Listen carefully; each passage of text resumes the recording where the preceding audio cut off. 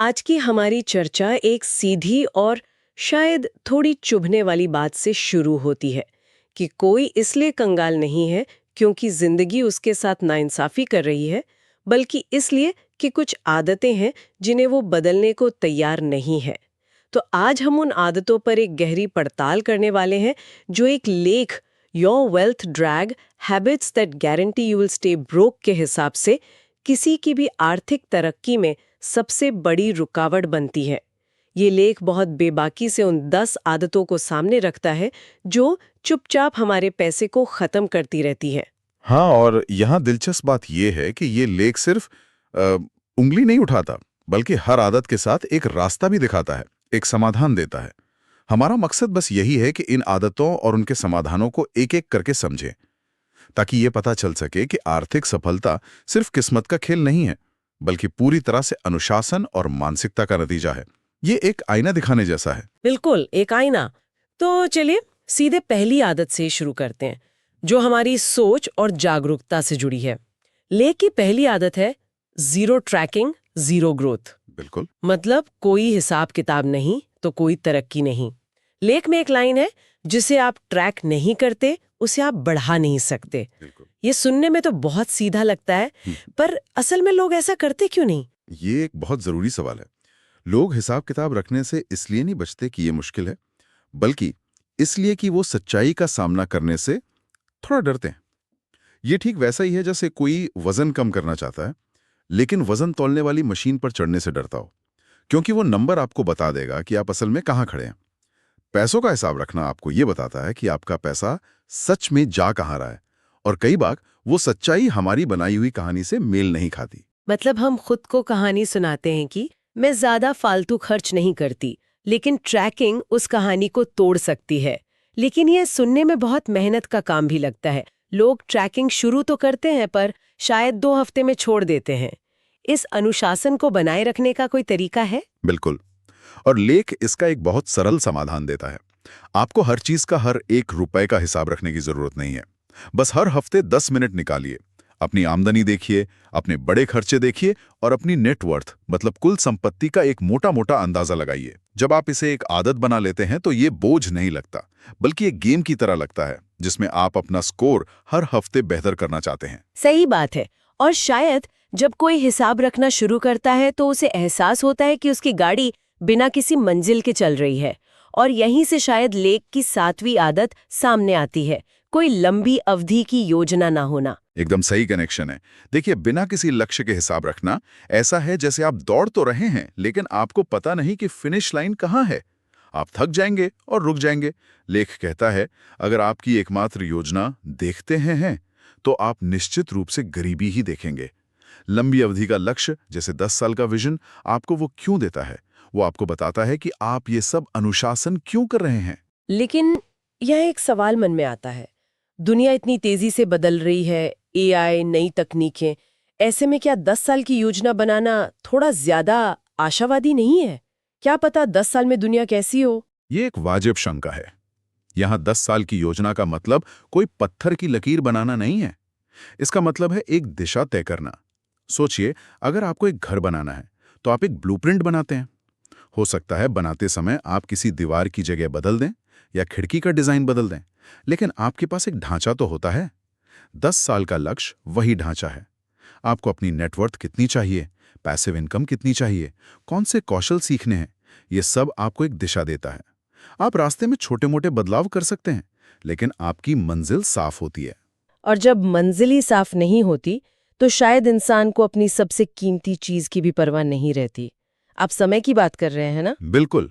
यही है 8वीं आदत, समय की कद्र ना करना। लेख कहता है कि समय आपकी सबसे बड़ी संपत्ति है, जो चक्रवृद्धि ब्याज की तरह बढ़ती है। लेकिन ज्यादातर लोग इसे कचरे की तरह इस्तेमाल करते हैं। जब आपके पास कोई बड़ा लक्ष्य नहीं होता तो खाली समय एक बोझ की तरह लगता है, जिसे बस काटना होता है। घंटों तक सोशल मीडिया स्क्रॉल करना, वीकेंड पर बस पड़े रहना और जरूरी फैसलों को टालते रहना, ये सब इसी का नतीजा है। लेख कहता है कि अपने दिन की योजना बनाओ, जरूरी कामों के लिए कैलेंडर में समय ब्लॉक करो। और ये संबंध सिर्फ काम के लिए नहीं, आराम के लिए भी जरूरी है। कैलेंडर में सिर्फ मीटिंग्स ही क्यों, परिवार के साथ डिनर या किताब पढ़ने का समय भी ब्लॉक किया जा सकता है। तभी समय की असली कद्र होती है। जो समय जानबूझकर इस्तेमाल किया जाता है वो एक निवेश है, चाहे वो आराम के लिए ही क्यों ना हो। जो समय बस गुजर जाता है वही असली बर्बादी है। और यहीं से इन तीनों आदतों का पैटर्न साफ दिखने लगता है। हाँ, अब मैं इसे जोड़ कर देख पा रही हूँ। बिना लक्ष्य मतलब आदत 7, कि बिना ट्रैकिंग आदत 1 बेमतलब लगती है, और जब ये दोनों ही नहीं होते तो समय की कीमत जो कि आदत 8 है वो कभी समझ ही नहीं आती। ये तो एक दुष्चक्र है जो किसी को भी आगे बढ़ने से रोकता है। बिल्कुल, ये एक ऐसी नींव है जिस पर आप कह सकते हैं नाकामी की इमारत खड़ी होती है। मानसिकता और जागरूकता की ये 3 आदतें ठीक हो जाएं तो बाकी चीजें अपने आप लाइन पर आने लगती हैं। तो अब उन चीजों पर आते हैं जो सीधे सीधे हमारी जेब पर असर डालती हैं। बिल्कुल। ये आदतें खर्च और हमारे अहंकार से जुड़ी हैं। लेख की दूसरी आदत है अपनी आमदनी से ज्यादा खर्च करना। इसमें एक बहुत तीखी बात कही गई है कि ज्यादातर लोगों को आमदनी की नहीं बल्कि अहंकार की समस्या है। ये लाइफस्टाइल इन्फ्लेशन का जाल है। जीवन शैली की महंगाई, जैसे ही सैलरी बढ़ती है खर्चे उससे भी ज्यादा तेजी से बढ़ जाते हैं। नया फोन, बड़ी कार, महंगा रेस्टोरेंट, ये एक ऐसी दौड़ है जिसे कोई आज तक नहीं जीत पाया। ये सिर्फ आपको थका देती है और आपकी जेब खाली कर देती है। इसका समाधान लेख में बड़ा सीधा दिया गया है। अपनी जीवन शैली को अपनी आमदनी के 60% तक सीमित रखे, बस। पर क्या ये वाकई सबके लिए मुमकिन है, खासकर मुंबई या दिल्ली जैसे बड़े शहरों में जहां किराया ही आधी सैलरी ले जाता है? देखिए, ये सुनने में बहुत अच्छा लगता है, लेकिन 60% का आंकड़ा, जैसा आपने बिल्कुल सही कहा, कई लोगों के लिए बहुत मुश्किल हो सकता है। शायद इसे एक अंतिम लक्ष्य की तरह देखना चाहिए, ना कि पहले कदम की तरह। शुरुआत अपनी ज़रूरतों और चाहतों को अलग करने से की जानी चाहिए। क्या आपको वाकई उस नए फ़ोन की ज़रूरत है या आप उसे बस चाहते हैं? 60% एक बेहतरीन लक्ष्य है, पर वहां तक पहुंचने के लिए छोटे छोटे कदम ज्यादा काम आ सकते हैं। हर महीने बस 5% ज्यादा बचाने की कोशिश करना भी एक बड़ी जीत है। और ये चाहत अक्सर भावनाओं से जुड़ी होती है। ये हमें तीसरी आदत पर लाता है, इमोशनल स्पेंडिंग, मतलब भावनाओं में बहकर खर्च करना। लेख कहता है अगर आप अपनी भावनाओं को नियंत्रित नहीं कर सकते तो अपने पैसे को नियंत्रित करना भूल जाइए। ये बहुत गहरा है। हम अक्सर चीजें नहीं खरीदते, हम एक एहसास खरीदते हैं। बोरियत से बचने के लिए, तनाव कम करने के लिए, या दूसरों को दिखाने के लिए कि हम कितने सफल हैं। वो नई घड़ी आपको समय नहीं बताती, वो दुनिया को आपका स्टेटस बताती है। और ये एक बहुत महंगा तरीका है अपनी भावनाओं से निपटने का। मुझे याद है मेरी एक दोस्त थी जो जब भी अपने काम में तनाव में होती थी तो एक नया गैजेट खरीद लेती थी। कुछ हफ्तों तक अच्छा लगता था, फिर वो गैजेट घर के किसी कोने में पड़ा रहता था और तनाव वापस। हाँ, और इसके लिए लेख 24 घंटे का नियम सुझाता है, जो बहुत असरदार है, क्योंकि ये भावना और फैसले के बीच एक दूरी बना देता है। जब आप 24 घंटे रुकते हैं तो वो तात्कालिक आवेग, वो मुझे ये अभी चाहिए वाली भावना शांत हो जाती है। तब आप तर्क से सोच पाते हैं कि क्या आपको वाकई इसकी जरूरत है। ज्यादातर मामलों में जवाब नहीं होता है। खर्च की इसी दुनिया में एक और खतरनाक चीज है जो है कर्ज। लेख की 5वीं आदत है ज्यादा ब्याज वाले कर्ज की मानसिकता। लेखक इसे वित्तीय आत्महत्या कहता है। और ये कोई बड़ा चढ़ाकर कही गई बात नहीं है।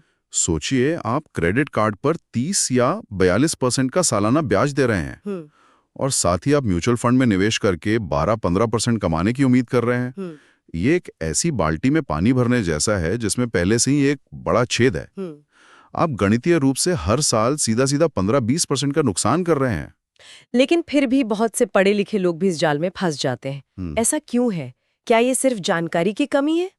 जानकारी से ज्यादा ये व्यवहार का मुद्दा है। इसे क्या कहते हैं?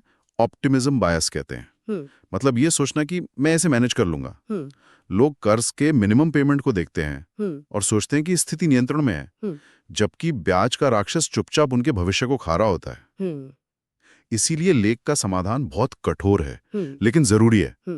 अगर क्रेडिट कार्ड का कर्ज है तो सब कुछ रोक दें और अपनी पूरी ताकत से पहले उसे खत्म करें। अब अगर इन तीनों आदतों को देखें, ज्यादा खर्च करना, भावनात्मक खरीदारी और कर्ज, तो ये सब पैसे से ज्यादा मनोविज्ञान से जुड़ी लगती हैं। बिल्कुल। ये आदतें बताती हैं कि किसी का अपने पैसे के साथ रिश्ता कैसा है। क्या पैसा एक साधन है जिससे वो अपनी जिंदगी बेहतर बना रहा है, या पैसा उसकी भावनाओं और असुरक्षाओं को नियंत्रित कर रहा है? ये एक बहुत बड़ा फर्क है। तो मान लीजिए किसी ने अपनी ट्रैकिंग शुरू कर दी, लक्ष्य बना लिए और अपने खर्च पर भी काबू पा लिया। अब आगे क्या? अब आती हैं वो आदतें जो विकास और निवेश से जुड़ी हैं। चौथी आदत है अपने कौशल को अपग्रेड ना करना। ये बहुत महत्वपूर्ण है। लोग अक्सर शिकायत करते हैं कि उनकी सैलरी नहीं बढ़ती, लेकिन मैं ये नहीं पूछते कि पिछले 5 सालों में उन्होंने खुद को बाजार के लिए कितना ज्यादा मूल्यवान बनाया है। लेख साफ कहता है, बाजार आपके कौशल को इनाम देता है, ना कि आपके कार्यकाल, आपकी वफादारी या आपके बहानों को। तो समाधान ये है कि हर हफ्ते 5-10 घंटे एक नया कौशल सीखने में लगाएं जो आपकी कमाई बढ़ा सके। लेकिन कौन सा कौशल? इतने सारे विकल्प हैं, लोग भ्रमित हो जाते हैं। इसका एक अच्छा तरीका है ये सोचना कि आपके उद्योग में या उससे जुड़े उद्योगों में ऐसी कौन सी समस्या है जिसे हल करने के लिए लोग अच्छा पैसा देने को तैयार हैं। क्या वो डेटा एनालिसिस है, क्या वो बेहतर कम्युनिकेशन है, या कोई नई टेक्नोलॉजी? उस कौशल को सीखिए जो किसी की एक बड़ी और महंगी समस्या का समाधान करता हो। आपकी कीमत अपने आप बढ़ जाएगी। और जब कमाई बढ़ती है तो एक नया जाल सामने आता है। ये है छठी आदत, जल्दी पैसा कमाने की चाहत रखना, असली पैसा बनाने की बजाय।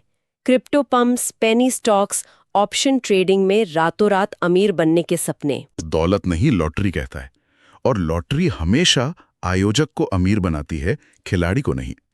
असली दौलत बनाने में समय लगता है। ये एक पेड़ लगाने जैसा है, बिजली गिरने का इंतजार करने जैसा नहीं। पेड़ लगाने में मेहनत और धैर्य लगता है, लेकिन फल जरूर मिलता है। बिजली का कोई भरोसा नहीं और वो आपको जला भी सकती है। ये बहुत अच्छा उदाहरण है। तो लेख का समाधान है कि अपने पैसे का 80% हिस्सा अनुमानित रूप से बढ़ने वाली संपत्तियों में लगाएं, जैसे इंडेक्स फंड, और बाकी 20% से आप चाहें तो थोड़े जोखिम ले सकते हैं। बिल्कुल, ये आपके वित्तीय घर को एक मजबूत नींव देता है। और यहीं पर 10वीं आदत आती है, जो है निवेश को गंभीरता से न लेना। कई लोग सालों से निवेश करने के बारे में सोच रहे होते हैं। हाँ, सोचना एक बहुत खतरनाक शब्द है जब पैसे की बात आती है। सोचने से पैसा नहीं बढ़ता। जो पैसा बैंक में पड़ा है वो महंगाई के कारण चुपचाप अपनी कीमत खो रहा है।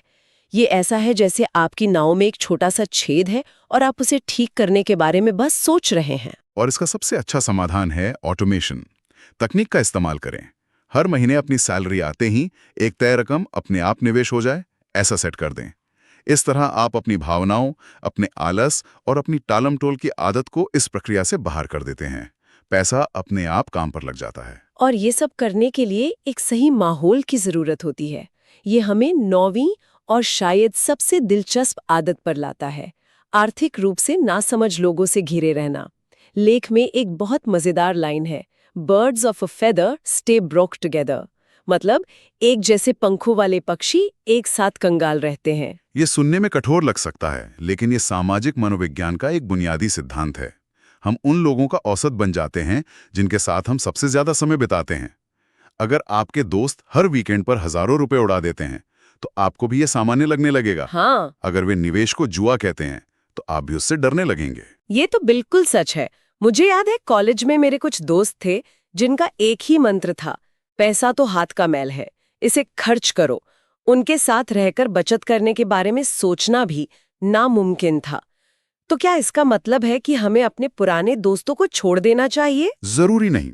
इसका मतलब है अपने सर्कल को अपग्रेड करना, मतलब उसमें नए लोग जोड़ना। आप ऑनलाइन समुदायों का हिस्सा बन सकते हैं, किताबें पढ़ सकते हैं, ऐसे पॉडकास्ट सुन सकते हैं जहां पैसे के बारे में समझदारी से बात होती हो। आपको ऐसे लोगों की जरूरत है जो आपको चुनौती दें, जो आपको बेहतर बनने के लिए प्रेरित करें, न कि आपको नीचे खींचें। तो अगर हम इन चारों आदतों को एक साथ देखें, कौशल बढ़ाना, जल्दी अमीर बनने से बचना, गंभीरता से निवेश करना और सही लोगों के साथ रहना, ये तो एक पूरी जीवन शैली है। बिल्कुल, ये एक पूरा इकोसिस्टम है जो आर्थिक सफलता की ओर ले जाता है। आप अपने कौशल को बढ़ाते हैं, मतलब आदत 4, ताकि आप ज्यादा कमा सकें। फिर उस ज्यादा कमाई को जल्दी अमीर बनने के लालच, आदत 6, से बचाते हैं। उस बचाए हुए पैसे को आप अनुशासन के साथ गंभीरता से निवेश करते हैं, आदत 10। और ये सब करने के लिए आपको एक ऐसा माहौल और सर्कल, आदत 9, बनाना पड़ता है जो आपको हतोत्साहित करने के बजाय प्रोत्साहित करे। तो इस पूरी चर्चा का सार ये है कि अमीर बनना किस्मत का खेल नहीं, बल्कि आदतों का नतीजा है। ये लेख एक सीधी चुनौती देता है या तो इन बातों से नाराज हो जाइए और इसे लिखने वाले को भला बुरा कहिए, या फिर अनुशासित हो जाइए और अपनी जिंदगी बदल लीजिए। लेख का अंतिम संदेश बहुत शक्तिशाली है। आदतें सुधारें, पैसा अपने आप आएगा। उन्हें नजरअंदाज करें और जहां हैं वहीं रहें। ये दिखाता है कि आर्थिक स्वतंत्रता कोई बाहरी चीज नहीं है जिसे हासिल करना है, बल्कि ये एक आंतरिक बदलाव है जिसे अपनाना है। ये मानसिकता, अनुशासन और लगातार सीखने की प्रक्रिया का नाम है। ये चर्चा समाप्त करने से पहले एक सवाल सोचने के लिए छोड़ते हैं। इस लेख में बताई गई 10 आदतों में से कौन सी एक आदत है जिसे आज ही बदलने का फैसला लिया जा सकता है? और वो एक छोटा सा बदलाव अगले 10 सालों की आर्थिक यात्रा पर क्या असर डाल सकता है?